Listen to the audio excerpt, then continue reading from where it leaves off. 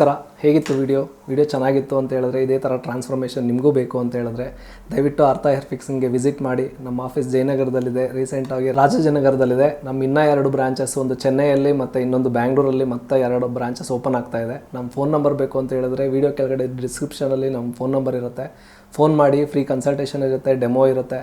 ಇದೇ ಥರ ನಮ್ಮ ವೀಡಿಯೋಸ್ ನೋಡ್ತಾ ಇರಬೇಕು ಅಂತ ಹೇಳಿದ್ರೆ ಯೂಟ್ಯೂಬ್ ಚಾನಲ್ಗೆ ಸಬ್ಸ್ಕ್ರೈಬ್ ಆಗಿ, ವಿಡಿಯೋ ಶೇರ್ ಮಾಡಿ, ದಯವಿಟ್ಟು ಲೈಕ್ ಮಾಡಿ.